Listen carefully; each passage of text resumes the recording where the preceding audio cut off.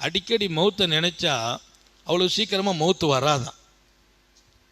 மௌத்தை நினச்சிட்டே இருந்தா அல்லாஹ் சொல்லுவான், அவர் நினைப்பில் தான் இருக்கார், விட்டுரு, ஆயுசு நீளுது, அல்லாஹ் உங்களுக்கு எனக்கும் தௌஃபீக் செய்வானாக. அது ஒரு ரகசியம். மௌத்தை நினைச்சா சீக்கிரம் மௌத்து வராது. மௌத்துக்கு பயந்தா, பொதுவாக பயந்தா தான் விஷயம் வரும். ஹார்ட் அட்டாக் வந்துருமோன்னா வந்துடும். நிறைய பேர் பயந்து பயந்து நோயை உண்டாக்கிட்டாங்க. பயம் கூடாது. நாளைக்கு வர்ற நோய் இன்னைக்கு வந்துடும். நாளைக்கு வர்ற நோய் இன்னைக்கு வந்துடும். பைக்கில் போனால் கீழே விழுந்துருவோமா நினைச்சா அப்பவுமே கை கொஞ்சம் ஆடும்.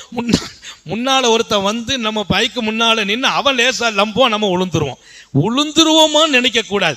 பயம் என்பது வருவதற்கு முன்பு நம்மை வீழ்த்திவிடும். அல்லாஹ் பயத்திலிருந்து பாதுகாப்பானாக. அல்லாஹ் குர்ஆன் ஷரீஃபில் சொல்றான், உங்களை நாம சோதிப்போம். சோதனைங்கிறது காசை எடுத்தும் சோதிப்போம், பிள்ளைகள் எடுத்தும் சோதிப்போம், பொருளாதாரத்தில் குறைவு உண்டாக்குவோம் எல்லாம் சொல்லிட்டு முதல்ல சொன்னா பயத்தை கொடுத்து சோதிப்போம்னா. ஒல நபுலுவன்னக்கும் பிஷையும் மினல் ஹௌஃப், பயத்தை கொடுத்து சோதிப்போம். ரொம்ப பயம் இல்லை, கொஞ்சம் பயம் வந்துச்சுன்னா வாழ்க்கை டோட்டலா நிசப்தமாயிடும்.